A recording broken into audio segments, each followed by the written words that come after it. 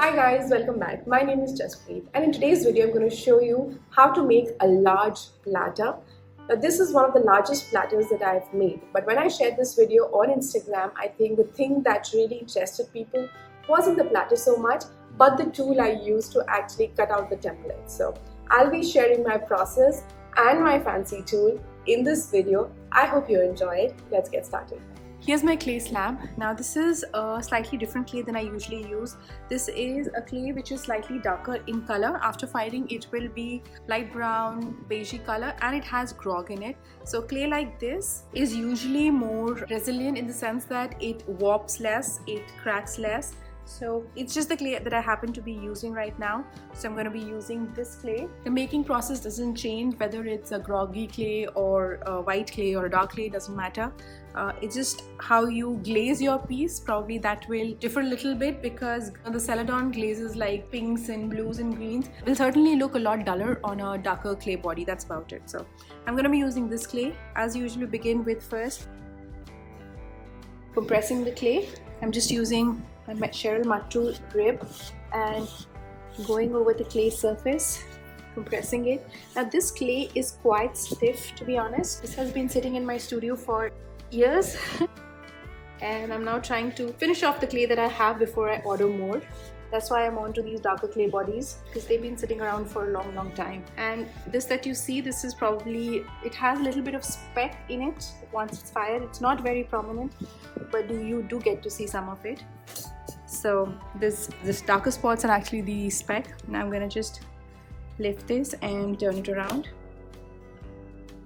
Now this is a fairly large platter that I'm going to be making, and if I was using my white clay body, which doesn't have any grog and it's really a lot more finicky than this one, I would probably use a slightly thicker slab so that after it's being compressed and texture added, it's not thinner than 1/4 inch, because if it's too thin it will tend to warp. I mean it'll be more susceptible to warping. But with a clay like this is a fairly robust clay body, it doesn't warp or crack that easy. So I'm going with the 1/4 inch thickness clay slab. I think I should be good. So I'm going to just release this one more time. Now I'm going to bring in my form, just place it here to mark out the. I'm going to be using this particular placemat. You can use rolling pin, you can use doily, you can use anything you want, you can use stamps for texture. The reason I decided to go with this is basically the rolling pins that I have, most of them are this size. If I try to roll this, I'll either get a band across just the middle, or I'll have to roll multiple times, and sometimes there's a bit of overlap, sometimes the texture is not even, so it gets a little bit messy. So I thought it's better to just use a placemat and leave some of the area without texture, because I like that look as well, and I have a certain plan for glazing, so I think this should work well. So I'm going to place it somewhere here. That's why I marked out the templates so that I know where exactly to place my placemat. Okay, now I'm going to use my pony roller and go over, compressing this into the clay. Now I do spend some time pressing this into clay because I want a nice deep impression, and I go over each area multiple times till I can see that this is actually embedded in clay. That will give me the deepest texture. Now another reason why I'm going so deep with texture is because on a darker clay body, like I said, glazes like Celadons will not really show. They don't really work too well, in my opinion. I don't really like the look of Celadons on these. I like Celadons to be nice and bright, and they look much better on a white clay body. So for this kind of clay, I like to go with slightly different glazes, and those glazes tend to be thicker. And that's why I'm making sure that I get a nice deep impression so that at least some of the texture shows through the glazes that I'll be using. Just spend some time adding this in, pressing this in. I think we've got a nice deep impression now. And you'll find these marks made with the pony roller. You can just go over with your rib. That will take care of those. Okay, now I'm going to just release this before I pull out the. Okay, I'm going to pull out the placemat. There you have it. It's a nice deep texture. Now I'm going to place this back on my slab and I'm just placing it in a way that there's a little bit of room around the rim, so I can add that little edge using my super fancy tool.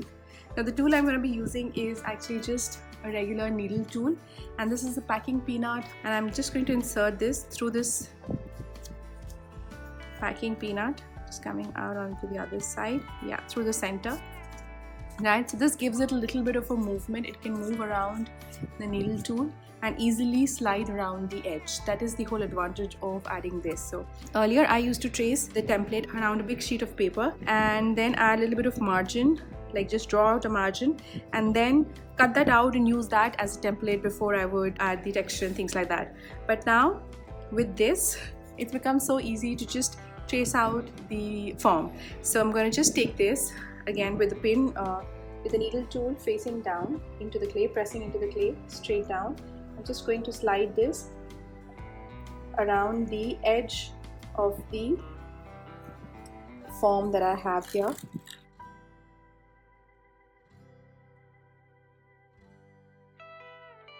Your packing peanut moves with the form.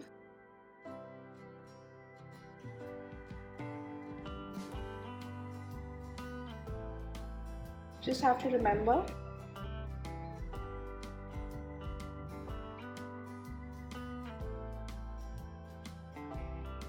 I think my form did move while I was trying to do this.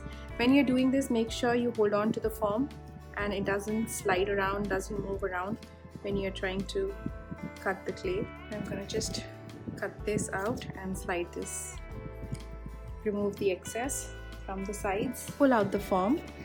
I'm going to first clean up the edges here.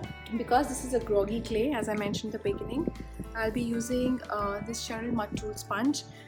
The regular sponge tends to bring out the grog in this clay, so this works better. It doesn't bring out the grog. If you don't have this, you can definitely use your fingers, just a damp finger around the edge, and you just compress the edge. Now my slab was just about enough for this ladder. I could have made something smaller, but well, I'm just compressing the edge around.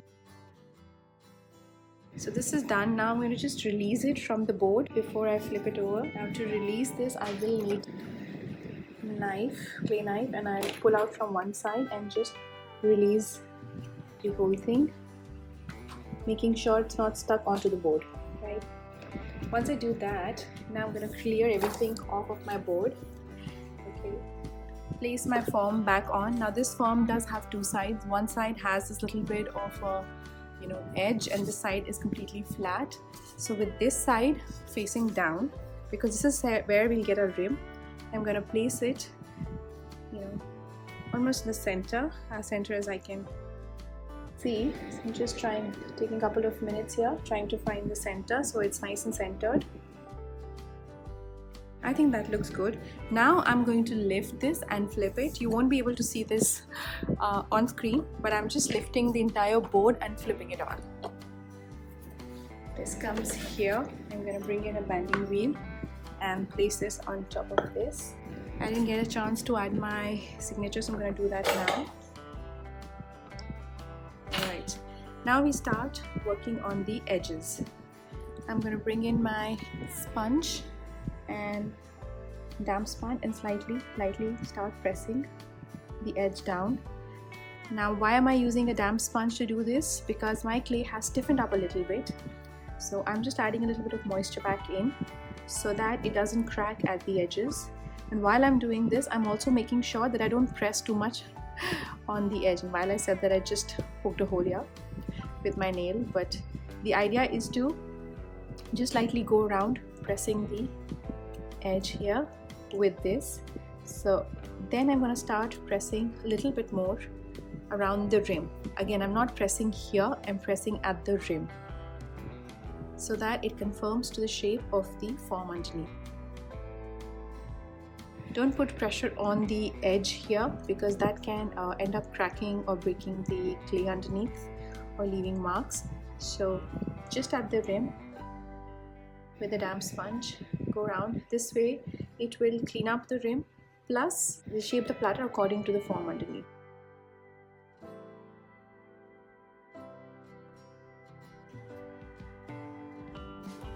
Remember, I'm just going over the rim. I'm not going over the edge, not this fold, okay? Now I'm gonna let this sit on this form for some time before I flip it, and I'll show you what that looks like. Alright, my clay has stiffened up a little bit. I mean, it was fairly stiff when we started with it. It wasn't a very soft floppy clay. So I'm going to now flip it and be using another big board. Place it on top of this and just pick up the piece and flip. Now, in order to release my form from the clay, what I'm going to do is just go around lightly pushing the clay back a little bit like this, right? Just releasing it from the mold, and then lift the two sides up, and here you have the platter. Now I'm going to just start cleaning up the edges a little bit. And for that, again, I'm going to be using my sponge and going around, just pulling up the walls a little bit. You can see the clay is still pretty soft. Just pulling up the walls a little bit here. It's up to you how you want your platter to be. I'm just pulling this up a little bit, and on this side as well. As you can see, my clay is still fairly soft, though it's not just falling apart. So I'm going to let this sit for some time till it comes to a point where I can just clean up the edges. Like, you can smoothen out the edges at this stage, like this. If there's any unevenness, you can just take care of it right now.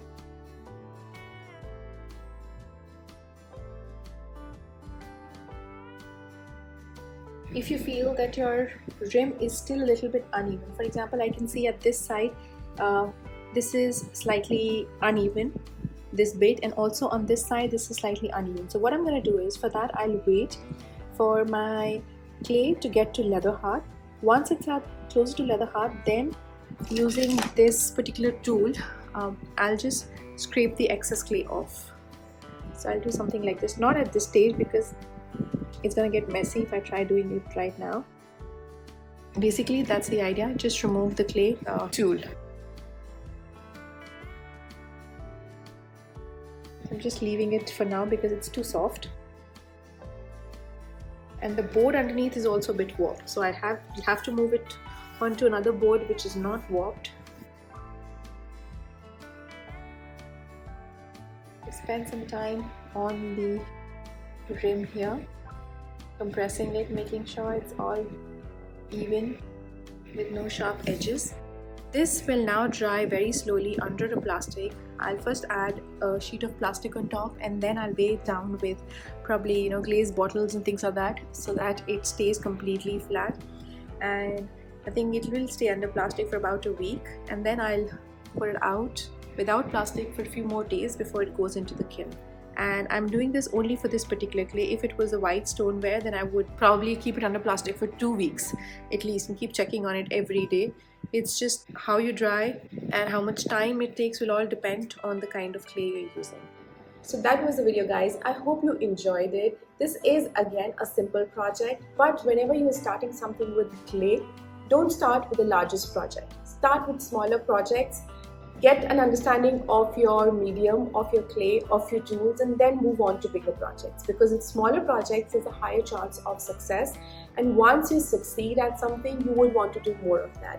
So that was the video, guys. I hope you enjoyed it. I love making platters, and I especially enjoyed making this big one with my fancy little tool.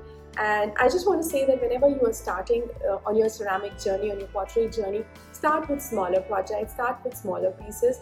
Easier to manage smaller slabs of clay. As you get comfortable with the medium, as you get comfortable with your clay, get to know your clay better, that's when you move on to slightly bigger projects, because with smaller projects you'll have more success, and that will keep you in the game in the long run. You will continue doing this for a longer time because you're getting those small successes along the way. Well, that's all I have for you today. I'll see you next week. Bye for now.